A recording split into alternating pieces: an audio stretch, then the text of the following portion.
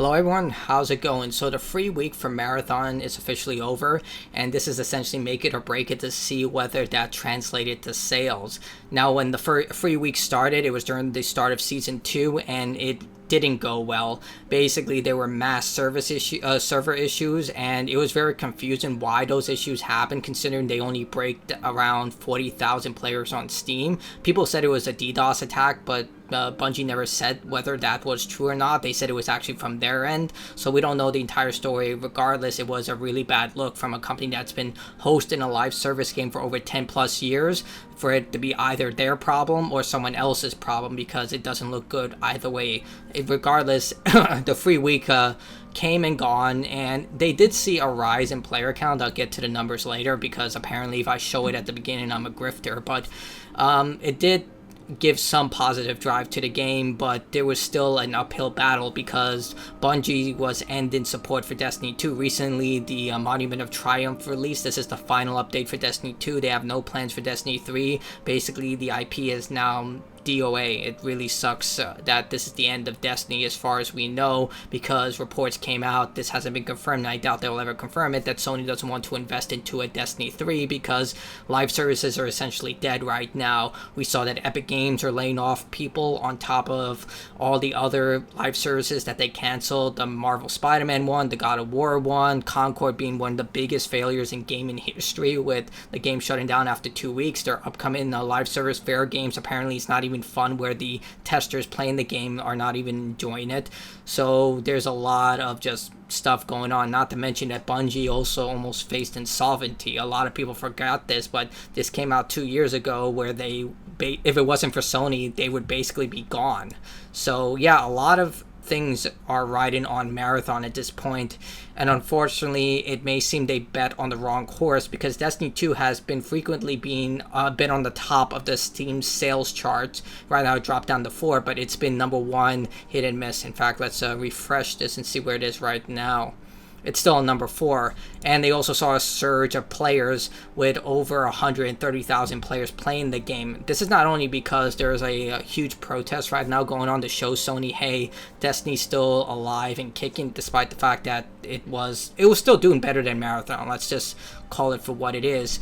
But at the same time, this is also a protest to show that, hey, Destiny's still very much alive. Granted, I played the Monument of Triumph. It's actually a really great expansion. There is a lot to do. Great P versus E and P versus P content. The new challenges are pretty fun. So there's a lot to do in Destiny, especially if you're jumping in right now. There's like a sale to get the entire collection. Doesn't include all the vaulted content, which really sucks, like the Red War and the Forsaken expansion, I believe. But it definitely doesn't contain the Red War. I don't know why the hell that's still a thing, but they have everything else where you can get the entire experience for $25, which I think is a pretty good deal. They're also keeping microtransactions alive, which is, it's Bungie. They're going to... Destiny is one of the most predatory monetized games out there. You think Madden is bad, Destiny is even worse. They nickel and dime you for everything. But if you want to get, like, baseline the entire modern experience of Destiny, $25 to me is a really good accent price. You do get a lot of content for that, even if you don't get everything, and the people who paid for that content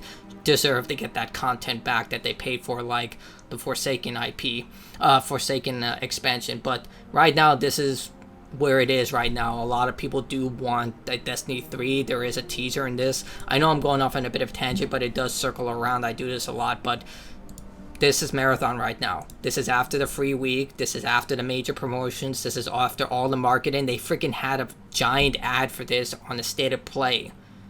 This is it. This is during the Cryo Archive, by the way. The big event that everyone trains for the entire week to get to the final map so they can fight the compiler. They can join into the action. And as someone who just played a few matches of the Cryo Archive, and if you're new to this game, good luck. Like, literally, it is a bloodbath.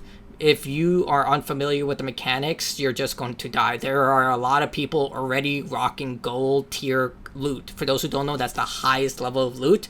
And since the Cryo Archive hasn't changed, they just simply do the same thing. Since everyone's memorized the vaults and stuff like that, there are people who are just charging the spawn point. So I can only imagine new players are going to experience the Cryo Archive and be like, I can't play this, because I've ran into matches where everyone just rushes the spawn points with the compiler weapon, and it's just not a good time. But at the same time, looking at these numbers, like, the numbers dip to literally 4 figures at some points. Like, this is natural, but this is the last week. It rose up to around, the top was 32,000, around 40,000 players. It's dipped down to 7K. This is the only game that they have in active development. Destiny is over. I don't think anyone's going to buy the microtransactions. They might buy the expansions, but they're not going to buy the microtransactions because everyone's going to realize, like, hey, this is the end. There's no point to buy it, and that's it for that. They're just going to buy the expansions, which go on sale for like $1 or $2 at the really good sales day. Like I said, the entire Destiny collection is $25 right now. But this is Marathon in its current state. This is the game they bet all their money on, Sony and everything. And I think Sony is probably going to reach their limit very soon, because if this is what this huge studio has been developing, hundreds of people, Destiny 2 is no longer in development. The IP is that the studio they literally bought for Destiny not making it, and now this is happening. So there was a note, I can't find the source for this anywhere, but I'm going to take this person's word for it. Pirate Nation says former Bungie community manager Liana Rupert discussed criticisms of Marathon and comparisons to Destiny 2. She said supporting Marathon is the only path forward right now for fans wanting future projects, including a possible Destiny 3. She said people are comparing apples to oranges when using Destiny 2's player numbers to judge Marathon, as it's an extraction shooter for a smaller audience similar to Escape from Tarkov. Destiny players are mad and said they don't want to buy or play a game just to support Bungie, and those are complete valid claims. She is right that these are two different games, but Destiny 2 is widely more popular and accessible than Marathon. At the same time, you can't force someone to support a game expecting something in the future that may never happen. As stated before, Bungie was already operating into the red. This is a poorly managed company. We all know about the things that happened with Pete Parsons, his exotic classic car collection, how people got fired, and it's just like a bloodbath over there. Everyone claims that management has been terrible, and according to the reports, it all links back to that. So yeah, you can't support Marathon thinking that's going to happen, and judging by the player count, Destiny players are not going to do that. These are two radically different games. They're not going to support a game that is basically just go into a map, shoot a bunch of things, and hope you leave with all the loot that you can acquire. Like, Destiny is a very lore-heavy game, and while Marathon has a great deal of lore, there isn't enough within the complementary gameplay to support that. Like, to get the lore documents to this game is literally a Herculean task. It's equivalent to getting a gold-tier weapon, some of these lore documents, and I doubt a lot of the Destiny community is going to deal with that. At the same time, like I said, she is right. These are two different games, and there's no way anyone's going to support one game they don't like for the hope that a game that they do like will come out. Like, for example, with Respawn Entertainment, if you thought supporting Apex Legends would meant you would have gotten Titanfall 3, that's not how business works. They do whatever they want, essentially, and they give opinions of why they deserve, why they do the things that they do, all for trends, quick cash, all this stuff. But in regards to this, I really think that Marathon is cooked at this point. And I know a lot of people are going to call me grifters at this point. I don't care. I'm someone who platinumed the game, who just recently plugged it in to play again, and was just dealing with a lot of crap that I was still going back to play again. This game is not making a recovery. Like, considering how much money they have to burn to keep the employees active, I don't even know what they're doing. Like, does this game really need that many employees? Like, it doesn't even have a lot of content. It has, what, 6-7 characters, technically only 4 maps. No, the new map doesn't count. It is literally Dire Marsh at night. Yes, they added a new area and a reskinned boss, basically a toxin warden for the UESC. Like, it's just Dire Marsh at night. Let's say for what it is. It's just a remix. It's not a new map.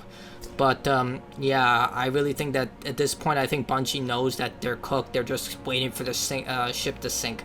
I'm not trying to be a doom and gloomer, but when you look at these numbers, they're betting all their money onto a game that went down to around 5,000 players and reached a peak of 15,000 players. Compared to the game that they canceled, which had a peak of 130,000 players and went down to 56,000 players. Like, I don't know what else to say. there's nothing I can really say. There's always going to be a bunch of people say I'm wrong, I'm a doomer, I'm a grifter, all this stuff. It does get to me to a point because I just feel like I'm talking to a wall when I speak about this stuff. When you look stuff like this in the face, when you provide evidence about everything that's going on, still stuff. My primary solution to this would be cut your losses. Say that, okay, for Marathon, we're going to have a skeleton crew, still work on the content, but say that put your major developers back onto Destiny. Do something with Destiny, even if it's just releasing more expansions for Destiny 2. Put more focus into that. Listen to the community. Give them what they want for that game. As for Marathon, put a skeleton crew on it. Put your I hate to say this, but put your class 3 or your lower class developers onto this, because it definitely feels like this game just isn't going to survive, and most importantly, not a lot of people want to play this game. Like, it found its audience. Unfortunately, its audience are below 20,000 players, which is not something you need for a live service game. I have to say this is a live service game first. Yes, you ask $40 up front, but every content expansion that comes forward, it's going to be free. Every single shell, every single map remix. I don't even know if they're going to bring out a new map at this point, or they're just going to make Perimeter at night at this point. Like, all the content coming forward that costs a lot of money to make, and that requires continuously paying for the game. That means buying microtransactions. That $40 upfront cost isn't going to give you enough capital to finish development of this game's life cycle. It's just not. They need constant recurrent payment, and at this point, I just don't see it happening. And the fact that you delivered this game for free still did not translate to this. Like, we can literally just do this. There you go. So this is when, before the free weekend, hemorrhaging at 10 to 12 players, and it's back down to that amount. Like, they literally just went full circle at this point. So I really think that this is kind of it. Like, they tried to give it away for free. People still didn't want it. They tried it and they left. And right now, I think this is where they're going to be at. Around 10,000 players. And that's just not enough. But tell me what you think in the comments below about all this. Love to hear your opinion. I am sad, but I wish that they listened to the fan base when the game was being developed. Like, make the extraction mode secondary. Put the focus on a single player campaign. And, like, remember, like, this is another tangent, but remember back in the day when multiplayer was more of a secondary thing? Like, they would put their focus on single-player campaign, and then the multiplayer would be more or less an afterthought. Not in the sense that they don't balance it, but more of sense like, hey, we'll focus on the single-player campaign, and then the multiplayer comes afterward. It's like, well, Call of Duty used to do that, where the single-player campaign would be this incredible military-focused campaign, and the multiplayer would be the dessert. You would have your appetizer and your main course. That would be the campaign, and then the multiplayer would be the dessert. Being like, okay, I finished the campaign. This is basically the post content where I get to enjoy all the things I've learned from the campaign and bring it to the multiplayer and try and do my best. Like, I felt like that's what they should have done, but maybe Sony, I don't know. Right now, I'm waiting for an expose article where people's going to confirm or deny all the claims that Sony was just going full focus on live services under Jim Ryan, and that's kind of it.